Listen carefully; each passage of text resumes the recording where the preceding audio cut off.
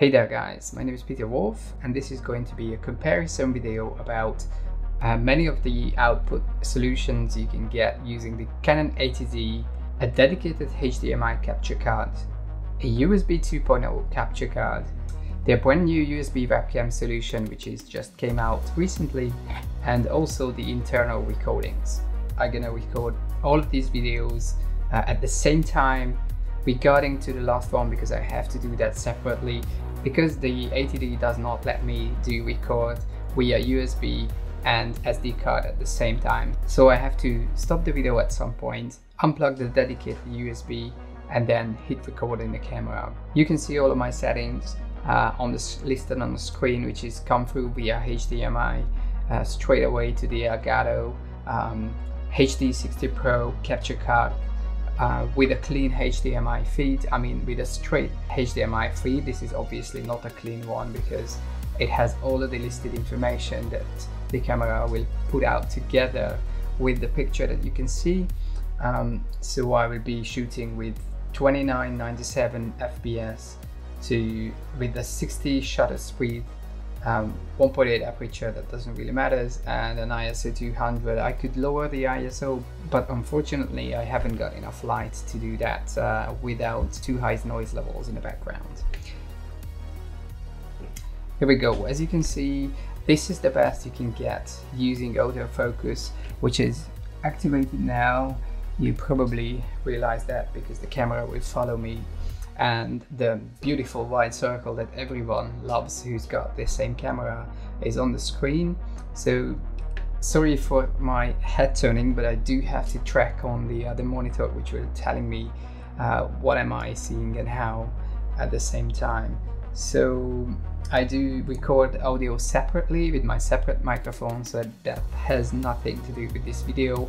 We're only focusing on the picture right now. How I connected up the camera to use all of these features at the same time, not the SD card, but all of the three first features at the same time is as it follows. So I do have the USB 2 cable running from the camera straight to my computer's USB 3.0 plug with the Canon USB webcam app just being freshly installed to my computer.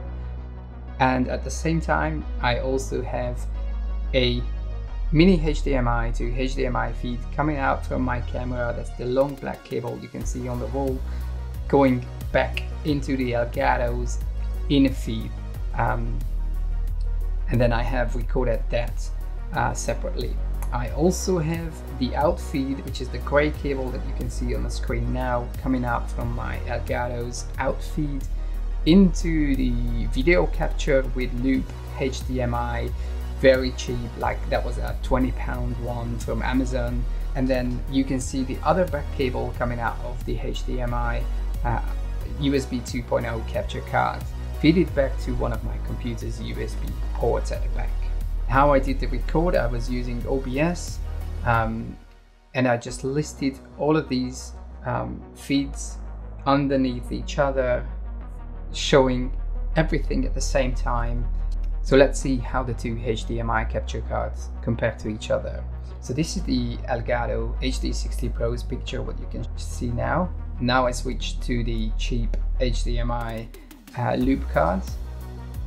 And this is the USB provided by Canon. Now you can realize that the square has gone because it's not coming out the HDMI, it's dedicated with the camera looped to the computer. And if you can see that the camera is still able to catch up with the focus because it uses the same autofocus without the square loop that is coming out. But again, let's see, compare the three together. So this was the USB loop or the USB webcam. This is the cheap loop card, the HDMI 2.0 card, and this is the dedicated PCI Express HD Pro. So now I'm gonna explain some of the benefits and drawbacks of all of these three. At the same time, I'm gonna toggle all of the three loops on and off so you can have a decent view of all of them and how they compare. So let's talk about the HD60 Pro first. So if you do go with this option, you will end up having a very decent looking picture, which is a benefit, but there are two drawbacks of this card. One of which is that the HD60 Pro is the most expensive one out of the three. The HDMI could be differ from 15 to 25.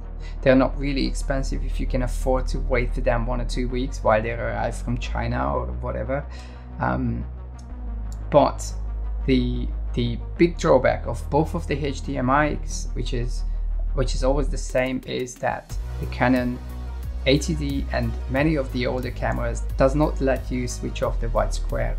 So if you're planning to use your camera to record, like you're streaming or as a webcam, as a conference call device, then you have to stock with the white square either or a manual focus, which will be impossible to do alone.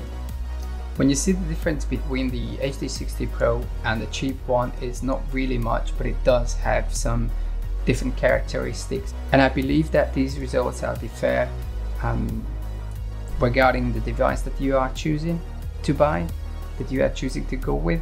I have no idea how other cards will change the picture quality, but this is what these two cards can do. I will make sure that I link both of these cards to the video below so you can check them out and you can see the prices and yeah, so you can see the pictures here. At the other hand, if we are checking the USB one, this is the picture of the Canon webcam USB solution, the new one that just came out recently. You see we are losing a lot of details in the shadows and the highlights. Someone might argue that this is a more wide range or a more cinematic view because it's more gray as the cinematic cameras do, but I don't think that this is the case with this situation now. So regarding to the benefits and drawbacks to the USB webcam solution, you probably already figured out by now, because it's very obvious that the quality is less good, but it does not cost you anything, maybe a cable if you haven't got the one that came with your camera. And it's really easy to set up, so you just download the app, install it, and it will work if you meet the requirements with your computer that you can find listed in a Canon's website.